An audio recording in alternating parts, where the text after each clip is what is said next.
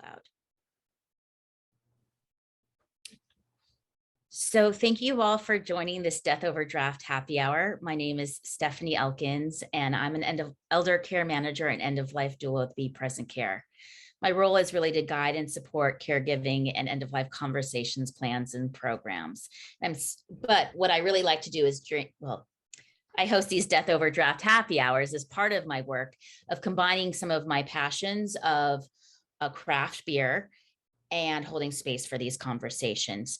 It started on Reimagine in 2019 when we had our in-person events with Jill Schock, Death Doula LA. And with the pandemic and so on, it moved to an online platform on Zoom. And for 13 weeks straight with a bunch of colleagues, Megan Carmile being one of them, we hosted these themes for 13 weeks straight of connecting community through Zoom. And it was really a special time. So now I still host these Death Overdraft Happy Hours every other month, once in person in Los Angeles, and then every other month on Zoom. And I invite different wonderful people that we are here with and for. And I'm super excited that Gabby Jimenez is here with us because she has a lot of wisdom. Which I don't know if she called it wisdom. She's just gets to the meat of what, being real, I guess, is really what it was. It was from her own experiences, wanting to share and wanting to offer support. And I know one of Gabby's intentions is for all of you is being able to leave our time here together with getting at least a little nugget of something you can take with you. Is that right, Gabby? Is that they have a takeaway, that they leave thinking like, aha, or, oh, that's such good information, yeah. or thank you, or some validation. I'm a takeaway. I love takeaways. I'm a cheat sheet person. I'm a to-do list. Like, let's just get an easy takeaway, like that, not easy. None of this is easy, but we now have professionals and a place to get this information. So just a couple of agenda items as we go through tonight. I'm going to give you a little overview of what's going on, let you know some of our partners that are here tonight. I'm going to go over, we're going to kind of review who's here. Let's kind of do a quick run through of the chat together. And then I'm going to be asking some prompt questions for all of you because this is interactive. And then Gabby's going to share some of her own insights and experience based on those. Some of the grounding rules here. You can participate or not participate as you want. We are recording this. This isn't a support group, but we are here of support. Both Elijah and Megan, if you have any questions, they're here for you if you need anything. And I'm so happy that Let's Reimagine is a platform for all of us to host events, meaningful events that we want to share with others. And so I'm so glad that I'm able to use them as a venue to kind of host these along with many others doing good work in this end of life arena, because we can't do it alone. And people come from different perspectives. So I want to first, as I mentioned before, some of you got here, Mission Hospice is an organization. I live in Los Angeles right now, but I did live up in Oakland. And I was so impressed by, I'm going to do here, Mission Hospice. You can see Elijah is here with Mission Hospice. And home care, is it home health too, right? If I'm not saying it right, Elijah. Mission Hospice and home care. Yes. I'll throw the link in the chat, no worries. Okay. So Elijah came on to one of our Death Overdraft Happy Hours. So like, what are we doing here? This is so exciting. Then she told me she's the new, volunteer educator, not volunteer, education coordinator for Mission Hospice. They do, one of the things I look for in a hospice is what kind of education they share out. Yeah, right, Megan? She's shaking her head, yes. Not all hospices put much focus on that. I worked, most are kind of more, getting the numbers or so on. I think people need to be comfortable with hospice is. it's still medical, it's still a medical option, it's still medical support for families. It's a Medicare benefit. Anybody can benefit from it. So I'm so glad that right now we're collaborating with Mission Hospice to have Gabby here with us. So I'm going to give Elijah a couple minutes just to kind of share a little bit more about Mission Hospice and kind of like ideas of like when you are working with hospices, or if you want to volunteer with hospices, I want to kind of have like kind of a standard. You might not get an Elijah or Gabby or Craig, but I want you to kind of come into knowing what to expect from hospices. Perfect. Thank you so much, Stephanie, for that amazing introduction. I'm so excited to be in community with you all tonight. I've got my cider handy. I'm ready to go. My name is Elijah Marquez, and I'm the Community Education Manager at Mission Hospice and Home Care. We are a nonprofit independent hospice that serves the San Francisco Bay Area and the South Bay Peninsula for over 40 years. So we as a nonprofit can offer all of the programs in excess of the for-profit hospices that truly support and benefit our communities. And the one that I spearhead and I am exceptionally passionate about is our community education program. So like tonight's program, we offer education that creates a space for people to talk about death, dying, bereavement, grief, end of life planning, really anything to set them up for success in having a beautiful life and a beautiful death. And I am so excited to partner tonight with Stephanie and of course our phenomenal Gabby. Gabby is one of our Mission Hospice team members. She is absolutely incredible and I could brag about her all night, but I'm sure you'll all get to experience her joy and her beauty just being in community with her. I will throw our link in the chat again and I'll direct you all to our upcoming programs. I would love to see your faces again, and you're always welcome to attend anything that Mission Hospice has to offer. But thank you, Stephanie. I'll pass it back over to you all, and cheers. Yeah. Oh, cheers. Right. Oh, that's a good break. I always forget to remind people to drink. So who do we have here with us? What are people drinking? What are you guys seeing? Megan, what's a standout in the, not standout, sorry. You're all standouts, by the way. You're all standouts. All standouts. But I will say Betsy is bringing it home again, as always, with the Americano. You know, I know it's hot where a lot of us are, but Betsy knows how to rock coffee in a way that takes like a New England gal to be able to do. So I think Betsy's the winner there. And I'm seeing a lot of great beers. A mimosa. Who can beat a mimosa? That might be our tie winner. And let's see. Eileen, are you drinking tea, wine, and a margarita? Am I reading this right? Oh no, those are just your favorites. I was like, dang, okay, Eileen took it all the way. I'm seeing a lot of sweet teas. Some may be hard, some might not be. Like either way, that's great. That sounds very refreshing wherever you are. I'm digging the sweet teas. Let's see what else we have. I also, in terms of answering the questions, I see a lot of B's, that must be so hard and sad. You know, in terms of what people say to you, that you're interested in working in this space. Others are saying, oh, the Sophie said was the fascination. People are like, oh, tell me more about that, right? So glad a lot of you are drinking water. I'm going to actually, I do kind of have two beverages, so I'm going to switch to water for a second. Thank you for the reminder. Water too. Gabby, look at that. We both got water. We got our beverages. Okay. Drinking. And we have Texas in the house. We have St. Louis in the house.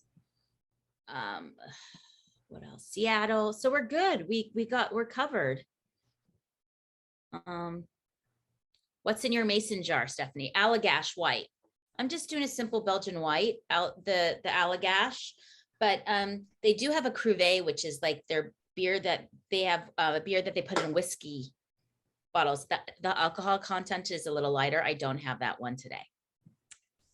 Okay, so I think we're good with that. I think we've got the announcements out of the way. I think it's time. I think we're on time to do our next prompt and then hear from Gabby. I'm going to let her kind of, self-introduce.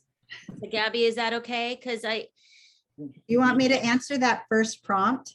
Well, I want to put the first prompt out there and then you're going to answer it. Oh, okay. I Okay. think we're going to put the prompt in the chat box. So it's all for you to answer, but it's really a lead in for Gabby as well. So you can get to know her too. What's your story? Why do you work at end of life? Was it a calling? Was it B, a personal experience? You fell in, C, you fell into it. D, nothing better to do. E, the money, or none of the above, or all the above. So you can all answer those questions, but I'm really heading it over to Gabby to kind of share what her story, what's your narrative story? What's your narrative, Gabby? My story. Well, I'll start with, I'm not really a beer drinker. So today I had to go to the store and pick a beer. And I just wanted like one beer or two, but they don't sell beers by the bottle unless you get it in one of those cans. And I was like, should I get the can and then walk out of the store with this can of beer? What will people think? So I bought a 6-pack and I settled for Corona. So cheers, everyone. Cheers. Thank you for being She first said when she first got on the call with me, I'm like, what are you drinking? She's like, it's a can of beer. And I'm like, Gabby, you got to give me something. Like, you have to at least tell me. So Corona is refreshing. You can't go wrong with it. So thank you. Go ahead. So I'm going to give you the short version just because it could be very long and I want to save time for far more interesting stuff. I actually worked in commercial real estate for most of my life. I managed really large, high-end commercial buildings at the height of the market in Silicon Valley. I made a lot of money. I wore the fancy clothes. And when 9/11 hit, we realized we didn't have a safety plan. So I initiated a safety plan for our big buildings. And then down the street, I started initiating safety plans for all the other commercial buildings. So this became a thing. So OSHA hired me to do safety management. I moved into safety, became a safety engineer for concrete and steel tilt-up buildings. And that was my thing. Well, the thing about safety is that when you bring a company up on their numbers and make them sort of legitimate and safe, you get laid off until the next company hires you. So I was laid off. And during that time, my friend John had been diagnosed with prostate cancer. And his wife asked if I would be willing to come and stay with them for a little while to help care for him so that she could work. Well, he was one of my best friends. He's one of my favorite human beings. So I did. I slept in the twin bed that was next to his twin bed. I helped him shower. I helped feed him. I helped take him from one place to another. I sat with him. I listened to him as he talked to me about what the end of life was like for him. And keep in mind, this was a very strong man who was a movie director for HBO.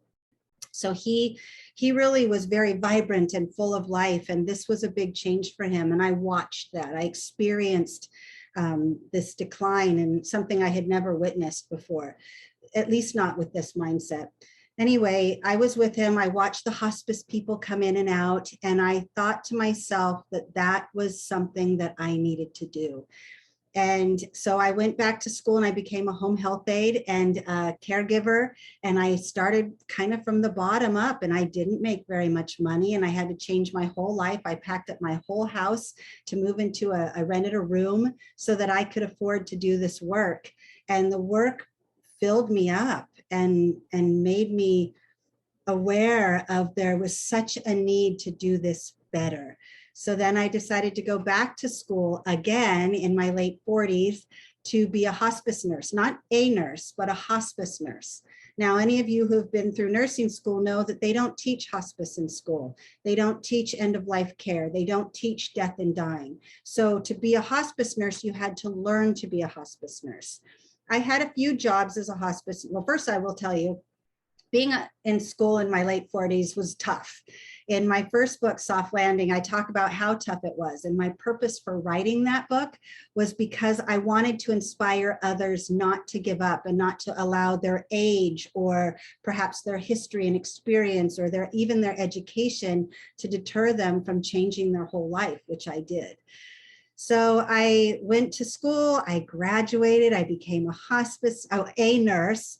And then I had a couple jobs, which the places that I was hired at, I didn't like the way they cared for their patients. And I wanted to spend more time. I wanted to provide bedside care.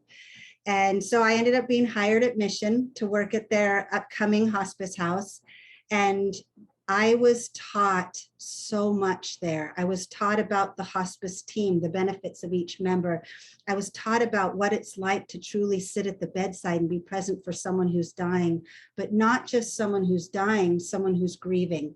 How can we provide an experience for all involved that leaves them a little softer in their heart, and perhaps they're landing a little softer and gentler. And that evolved into realizing that there is not enough, at least from what I was witnessing, education and information about how to provide end-of-life care. So I started with writing my first book and then my second book, both of which were about sharing my stories, because what I wanted to try to do was maybe remove the dark cloud that hovers over death. You know, one of your questions was, what do you do? What do people say when you tell them you work in hospice? Well, I'll tell you right away, most people don't invite me to parties because they're afraid I'm going to talk about my day. They're not going to say, hey, Gabby, how was your day? They don't want to know. They don't want to know because they know I'm going to tell them, right? Exactly. But usually when someone asks me, I kind of, and I'm going to be super straight up with you, I kind of love it when they ask me because I know I'm going to shock. I don't just say I'm a nurse. Oh no, I say I'm a hospice nurse. And I do it with that tone, right? That little sound so that I can elicit some sort of reaction because I want the reaction. And sometimes they go, oh, or yeah, they never walk away, but they always share a story. Oh, my mom was on hospice. My sister was on hospice. You know, thank you for what you do. And yes, we do hear the word angel often, and we don't want to hear that because I think what we want people to know is that we don't do this work to get some sort of an accolade, right? We do this work because we truly are drawn to it, whether it's our own previous experiences or just this need and desire to provide compassionate care out in this world. And that was my draw, learning from John and watching how he was cared for and what he experienced. It made me want to do this work more. And I just keep moving on to writing the books and the blogs and the Hospice Heart Facebook page and becoming a doula. And it is all around helping to improve the way we care about people when they are dying and when they're grieving. Thank you. I think it's interesting, you know, when you do talk about, you give people permission to share stories. Yes. And I think that's why I like going in and bringing it out, because it gives permission for people to share. And people want to talk about it. You know, I think that we've become a society, or we're changing that, of course, but we've been a society where you do not talk about death. You don't talk about it when you're a child. You don't talk about it when your family members die. It's a secret. And that's just not healthy. I mean, in general, it's not healthy. But I think we're really, as a movement, we've kind of created a movement right now where talking about death is, you know, you can sit around with a group of people, have a beer and chat about it. And it's becoming a conversation. So John was your friend, John, that kind of brought you. So let's raise our glass to John. Absolutely. And I'm also, so let's cheers to that. Cheers. I'm also curious, before we go to the next prompt, what would John think about you doing this, like what you're doing now? Like, what would he? No one's ever asked me that. I think Yes. well, you're going to make me cry. I think he would be really proud. He was my biggest fan. He used to tell me I could do anything I wanted, you know, and yeah, he would be really, really proud of me. Yeah. So what would John say? Not what would Gabby say, right? Totally. Yeah. John would say, keep it going. My friend rules. Yeah. Like, just make a difference in this world, Gabby. Make a difference. Woo. So good. Okay. So we're going to go to the second one, which there's a lot of meat to this as well. I'm going to put it in the chat box because let's see here. Gabby speaks a lot about, we already kind of know, but like this is like, the depth of what death, end of life care, death. It's like the dying process. I think I think one of the, not all hospice nurses, where I was talking with Gabby about this earlier, are educators. Like Gabby, you really came to this as an educator point of view. That's why you're good at doing this. Like you and Barbara Carnes, right? We were talking about that you are really on the circuit, right? You're comfortable educating in layman's terms what people expect. Not everybody's comfortable with that. So A, talking about the dying process, B, ritual, C, being versus doing, D, getting started in the profession. I would also talk about, because I know this is going in your life, like compassion fatigue and like really our own health, right? So I kind of do getting started in the profession, but also slash self-care, E, all the above, and F, other. So I did this for Gabby, but it's all of you too. Like, what are you comfortable like talking about, or what do you want to know more about? Can you tell I'm already on my second beer? So if you guys want to put that in the chat box, of Gabby's going to share some stories. She wrote a book about, what would Gabby say? It's just in response to all these questions. So I'm curious if there's anything specific that you might want to hear about, put it in the chat box. But Gabby has some things she wants to share with you anyways to get us started. So I'm just going to ask you a quick question. So do you want specific stories, or what really, like, what I derive most pleasure from? I mean, because I have so many stories. And one of the things that I'm realizing in this work is the lessons that I get. People always say, how can you work around death? How can you do this work? Isn't it depressing? Isn't it hard to be around death all the time? Well, what they don't realize is that is not what I see. Of course, I see death. I see death every single day. I talk about death every single day, but I see life, and I see love, and I see family and commitment and fear. And I see the realization of perhaps not living life to the fullest. I'm reminded how precious and fragile time is, because at the end of life, time takes on a whole new meaning when you have less of it. So all of my patients, all of my experiences teach me about that, and culture and faith. I'm not a strong religious person, but I am witness to so many different types of faith and belief and commitment to a faith and tradition and culture. And so what I see really is life in abundance. And so I'm constantly inspired by the people that I sit with at the bedside and those that love them. And I witness, I've witnessed 1,000 different last breaths and 2,000 goodbyes. And even though it's the same act, it's so incredibly different that I'm always a little bit surprised. And sometimes I have a tiny bit of fear, like making sure that I do it right, and that I honor this family well, and that I honor this patient well. So I have this continuous sort of merry-go-round of emotions that I experience the minute I walk through their door. And it's exciting and scary all at the same time. But at the end of the day, my story is that I want to make sure that each patient has a soft landing, and that their loved ones have a little bit of a softer sense in their heart and don't ever feel alone. Great. Okay, that was great. Thank you for sharing that with us, the process. I'm going to combine two of those things, because from what I'm hearing in the chat box, Gabby, is B and D, which is the ritual and getting involved in this profession. And I want, because you kind of shared a little bit of, for you, it's like every experience you wanting to show up full-heartedly and making sure you do no harm, right? That you come in, that you provide that. So I want to combine two. I'm doing a mashup for you of what rituals, or what have you noticed over time in your career between it being in this profession and creating rituals for yourself, because you do get connected. How do you work on that as a professional in this space now, if we can combine the two? So self-care, right? Oh, look, that's the other one. Yeah. Okay.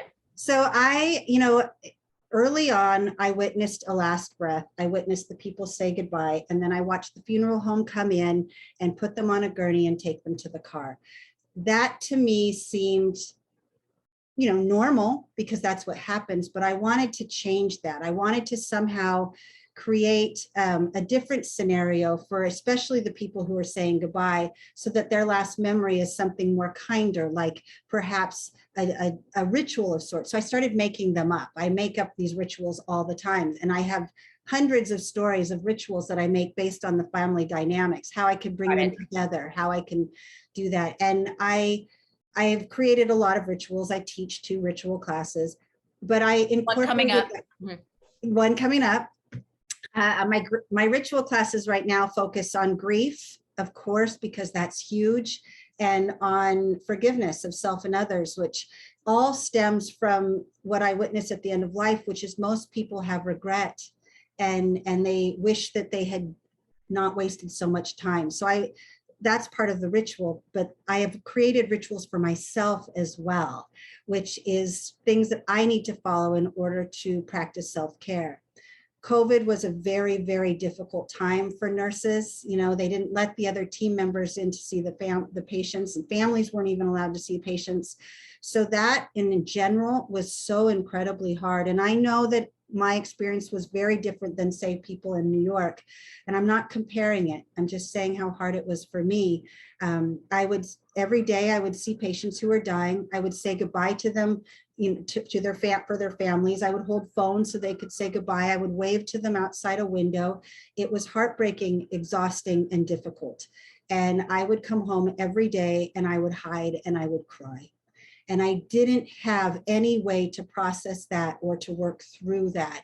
So I started by creating my own ritual because it was taking such a toll.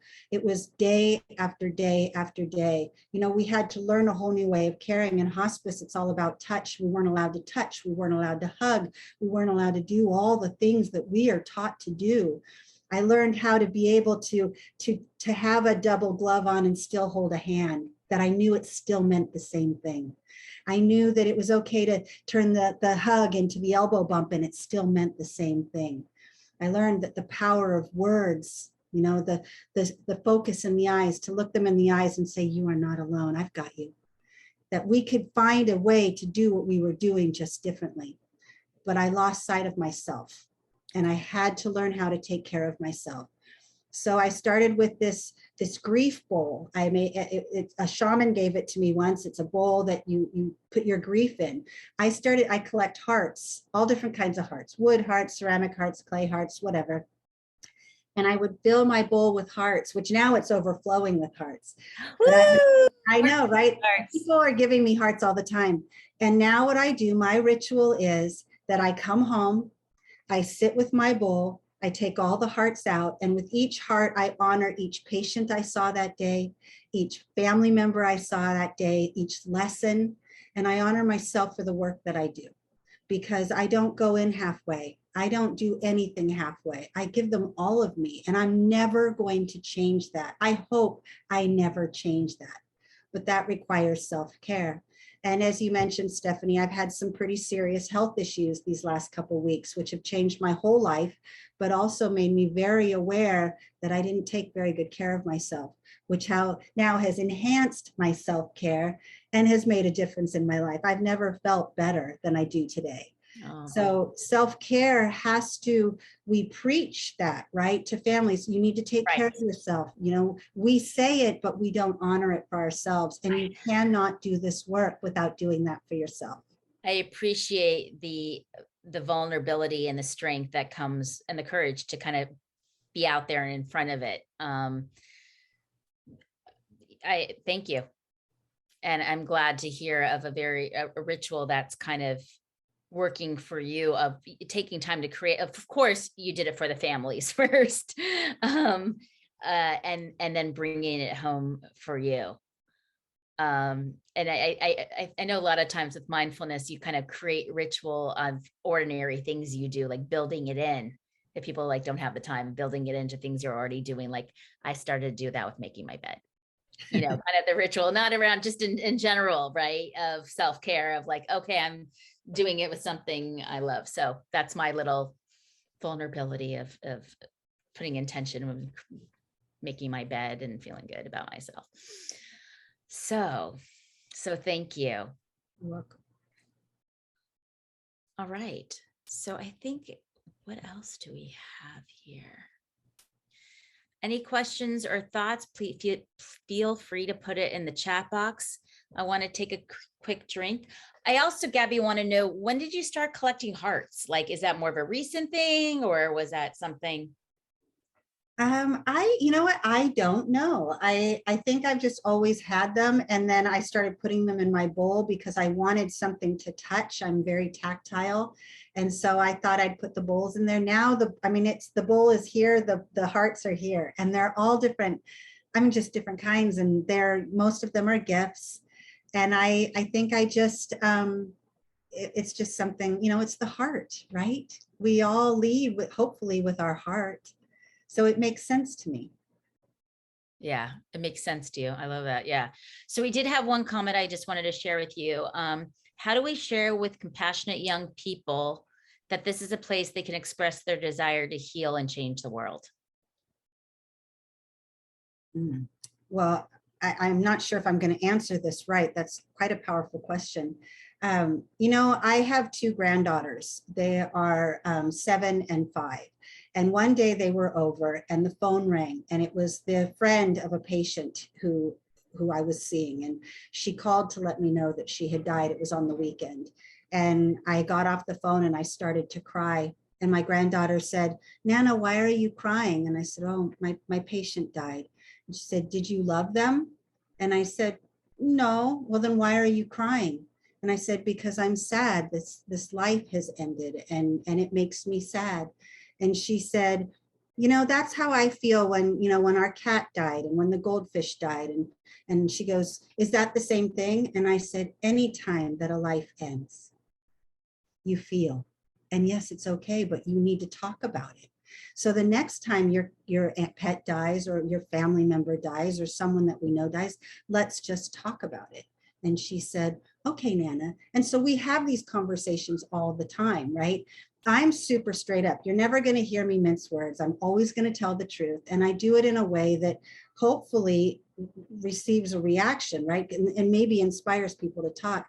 I think with young people in general, we give them more credit than we do. We trust that they actually have a lot more going on inside of them than we give them credit for. And we talk to them, we ask them their thoughts and opinions. We ask them their insight. We ask them what they think we could do better. We ask them what they would want to do if they had, a grandmother or a grandfather dead. How would you provide care? What would you say to them? How would you communicate with them?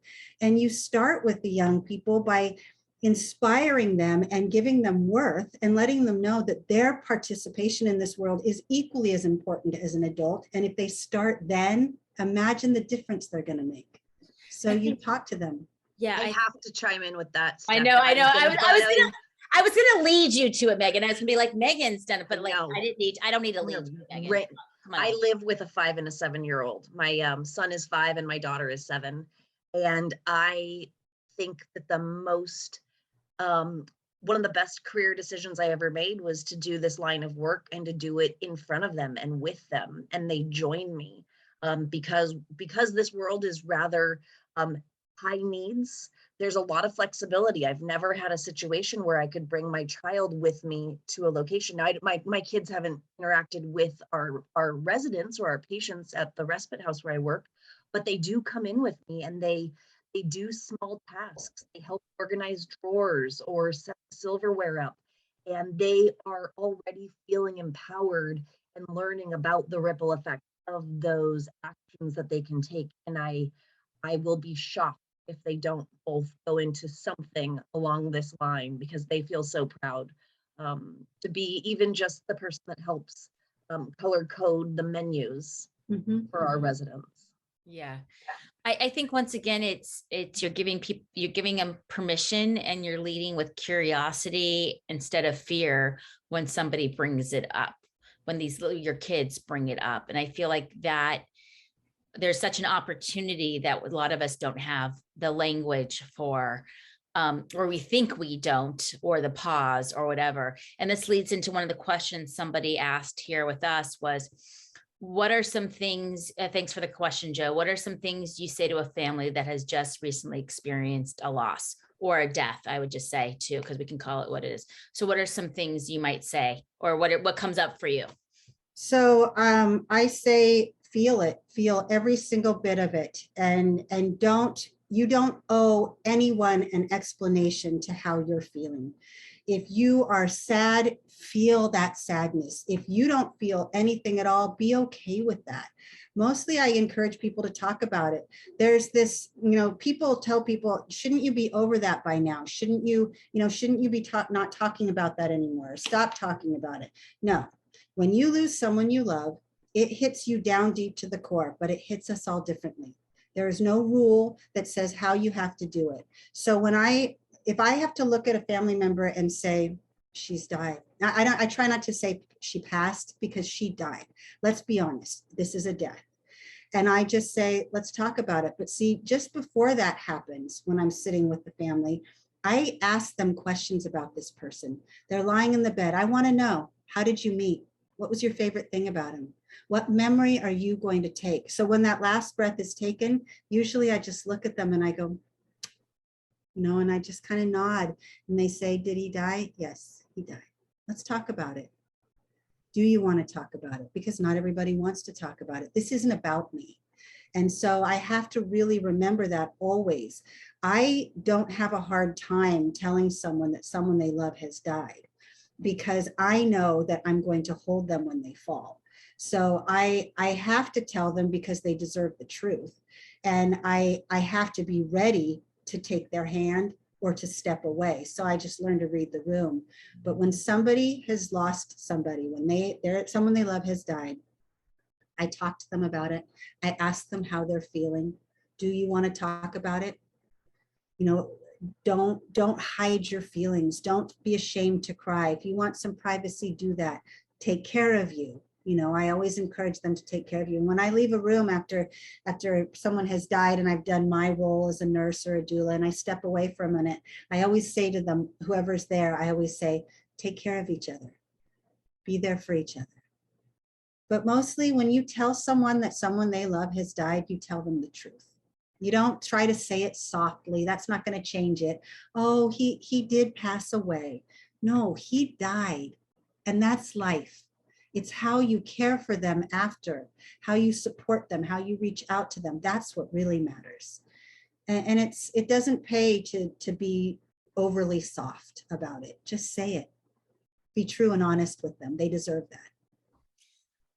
Thank you. Another question that showed up was, do you grieve as well with patients young or older? Do you every flipping time? So is the question, ask the question one more time. I guess, the grief process, do you go through it with them? I guess there's kind of a twofold, because what your role is, you kind of wear many hats, like a lot of people. You're a hospice nurse, and you also are an end-of-life doula.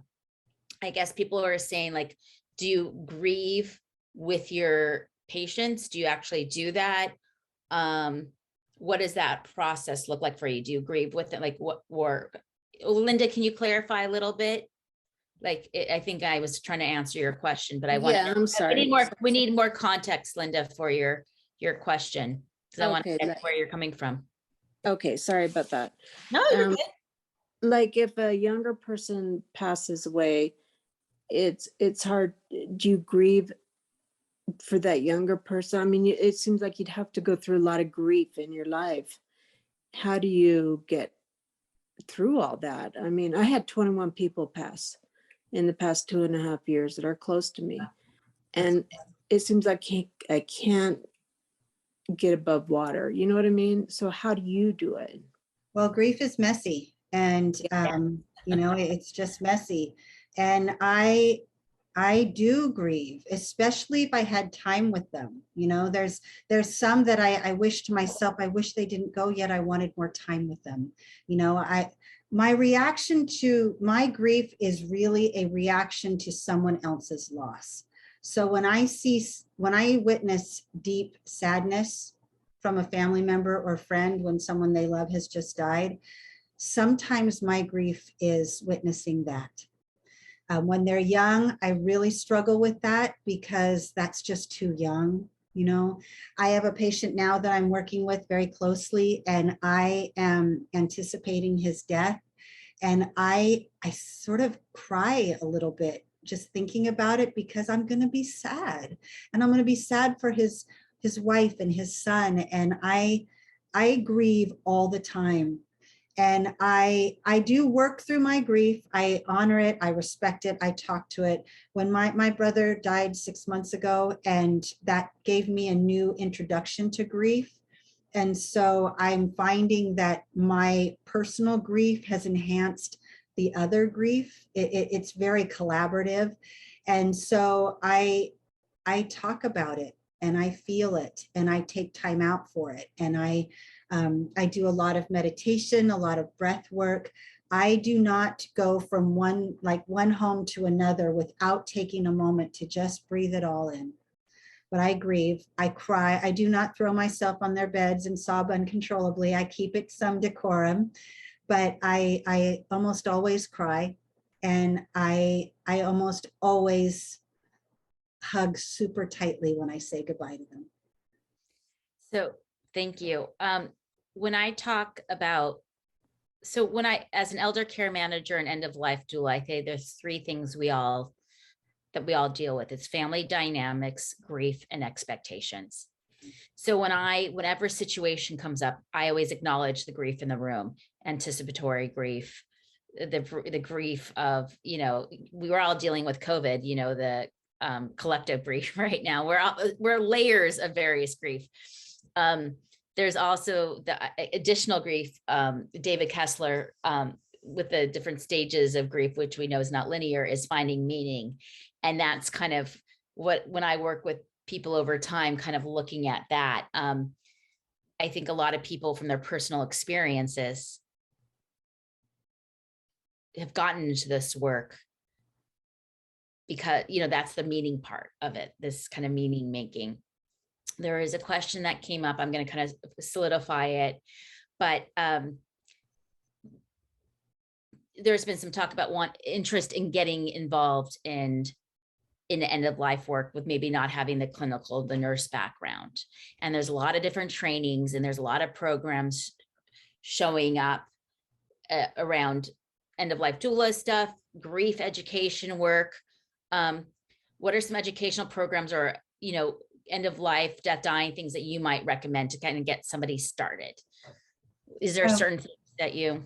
Yeah, I actually, so I'm a hospice nurse, I'm an end of life doula, and I'm a conscious dying educator. So I've got my feet in the water.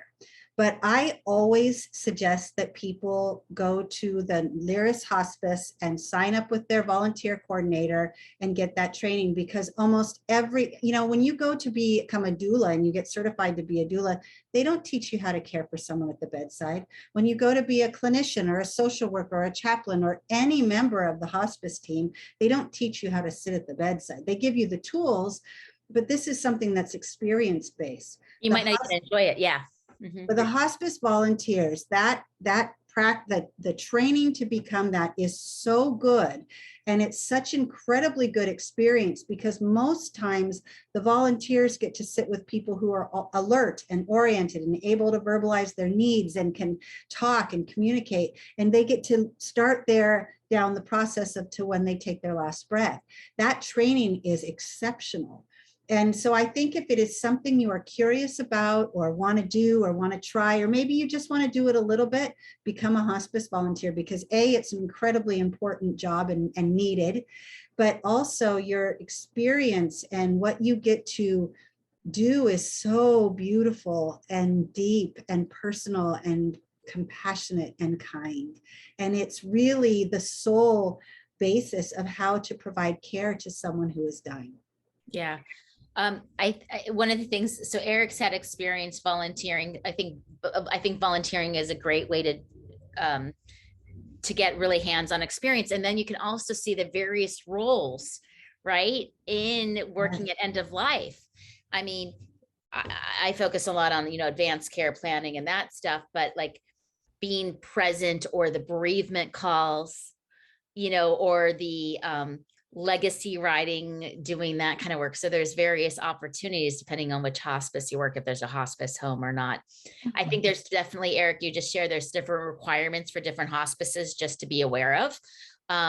But part of the hospice experience or Medicare benefit is that you need to have a volunteer program. So they're not all equal. I can just tell you that, right? So it's really, when you're interviewing, check out the local, what should they ask, Gabby, if they're going to a local hospice? What should they ask about that program there? What do you think is important? I think they should just, what do you mean, what should they ask? I think they should just speak to the volunteer coordinator and ask what the requirements are, and because you don't have to commit to every day. They will ask you what your reason for it is. And if you've just recently had a loss, they might suggest that you take a little more time and not rush into that because it might be too soon.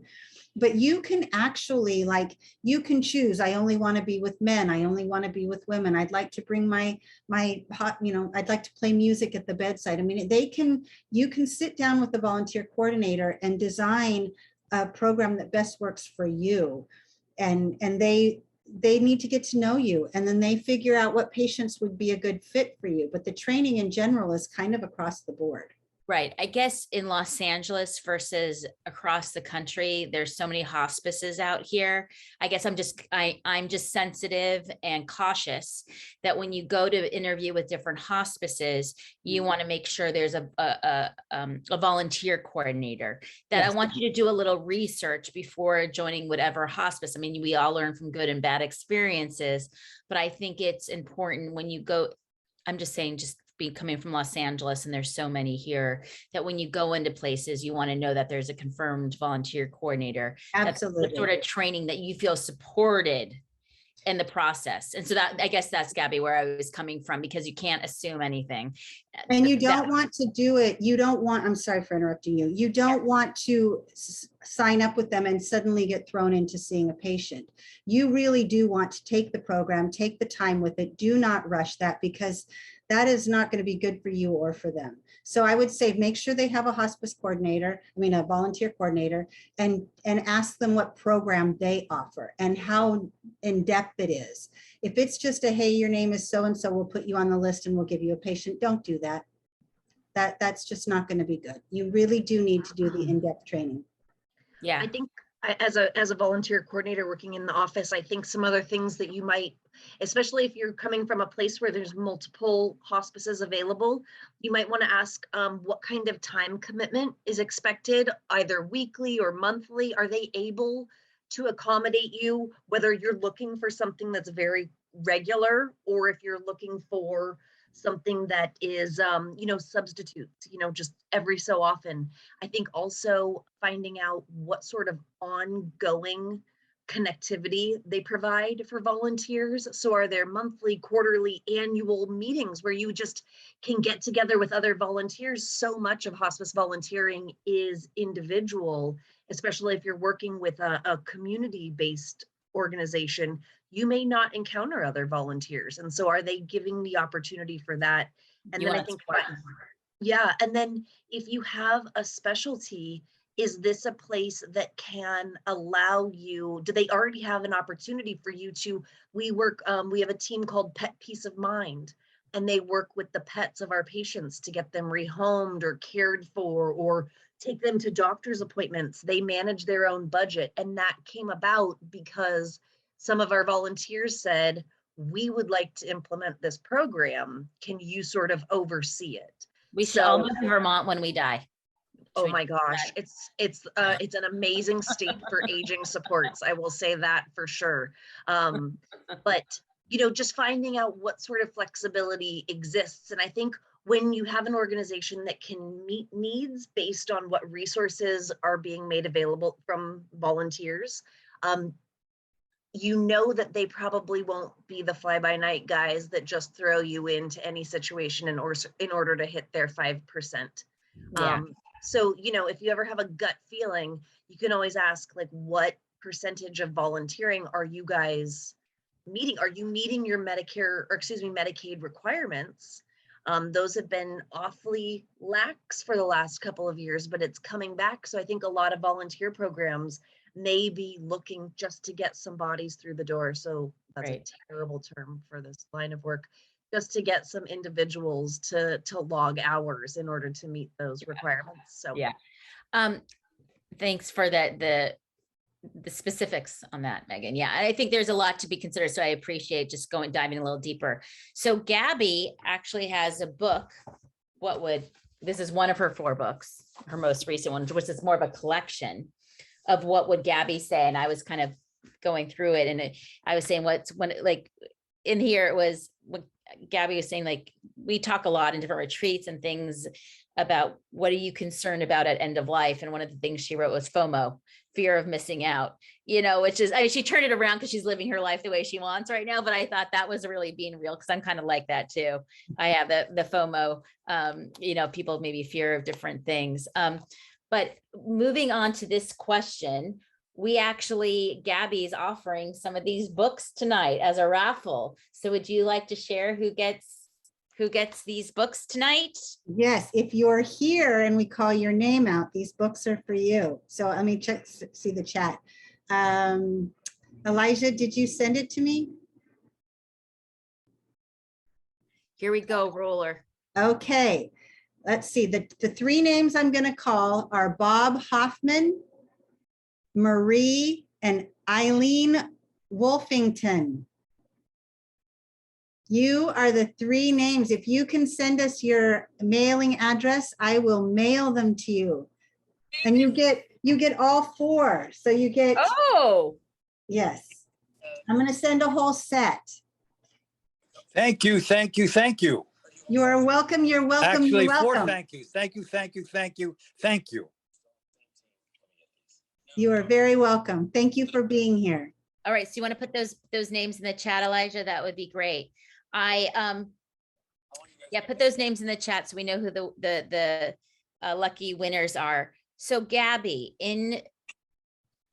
what kind of, is there something that kind of comes up a lot in terms of what people have questions on a hospice? I know one that kind of always comes up is like, did morphine kill them? Like not kill that, make them die? Going on hospice, do they die sooner? What kind of question shows up a lot for you?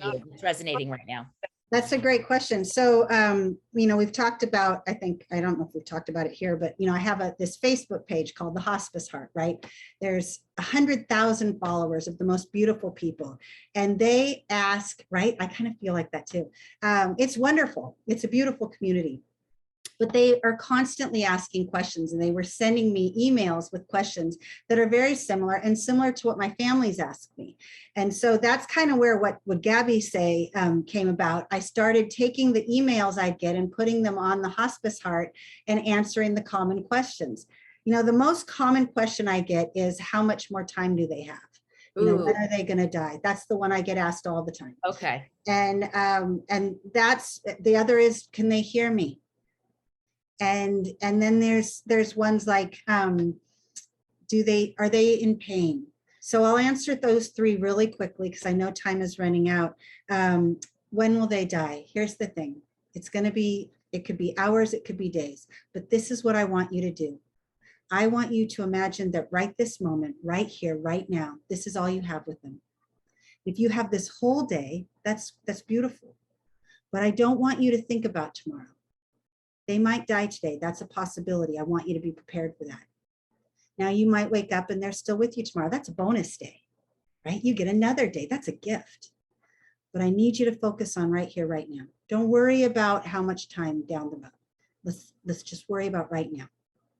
Are they going to die soon? Yes. They're going through their process right now. They are actively going through their dying process right now.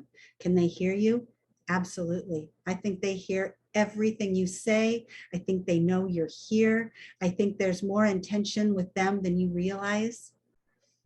And Are they in pain? No. I truly believe at that moment when last breaths are taken, there is absolutely no pain. I'm 100% confident about it. And here's another thing that I want you to know, and I say this all the time to the families. No matter how much time you spend with them, you sat with them hours and hours and hours. The minute you walk out the door to get a sandwich or go to the bathroom or take a shower, they take their last breath. Maybe that was intentional. Some people don't want an audience. Some people don't want you to watch them die. Some people don't want that to be the last thing you see. It's not about you. They don't take with them who was there at that last breath. They take with them who was there all along. Don't take that personally, because this isn't about you. They decided to do it when they were ready, and that's okay. And many times it's because you gave them that peace in their heart, that compassion and kindness enough to know that they felt peace within and that it was okay to let go now. You did that. So make peace with that. It wasn't about you. They're not mad at you. You didn't miss out. You didn't let them down. That is not what goes through their head.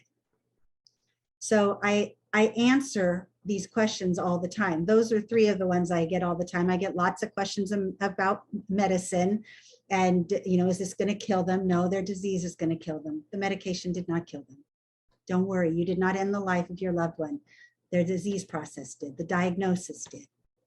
And so I started answering these questions, and I kept going, how do we get a copy of all the ones you've done so far? So I created What Would Gabby Say?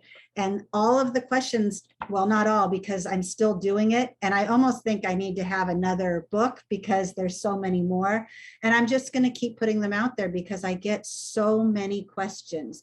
And the more I put out there, the more I get. I get probably 20 to 30 emails a day.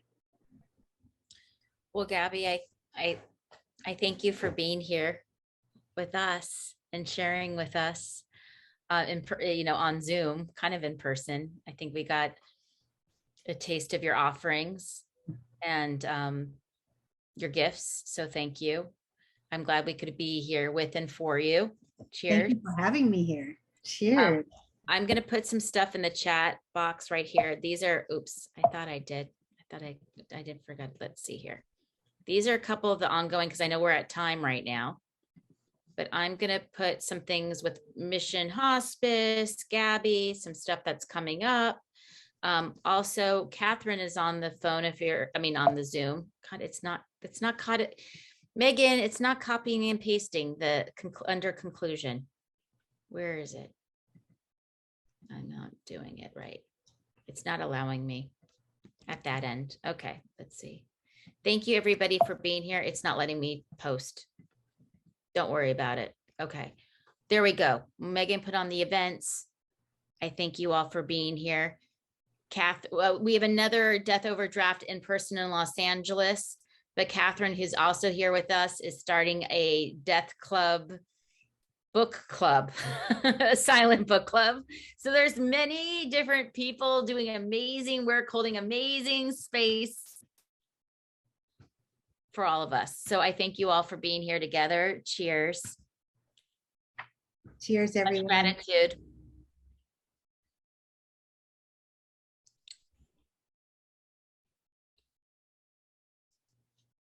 And we can sit here and pause for a moment or not.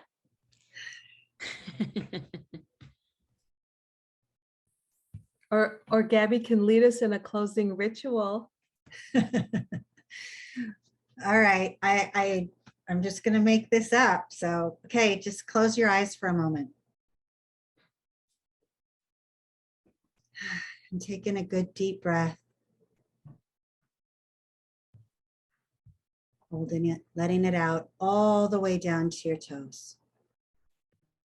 Place your hand on your heart and just feel your breath. And for this moment, I want you to go to a place or time today and take you to a memory of something that made you smile, that brought you joy. And feel that. Feel it so big that you find yourself smiling just thinking about it. Now that's your place. That's a place you can go anytime.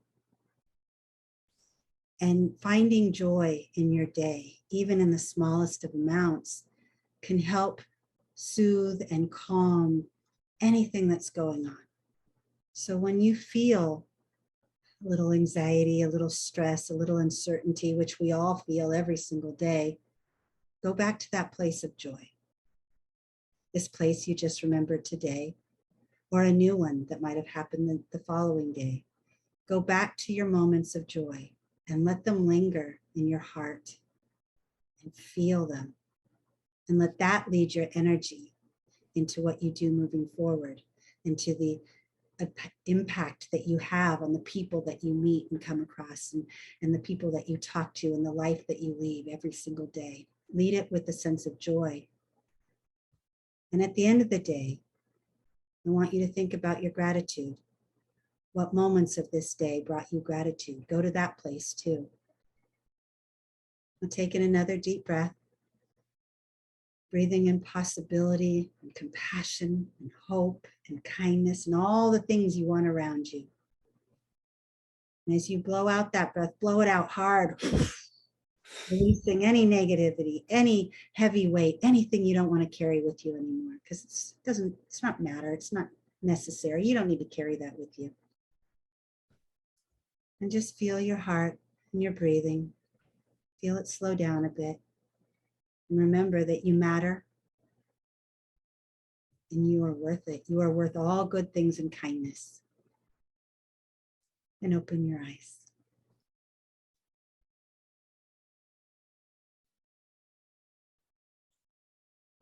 Thanks, Eileen, for that suggestion.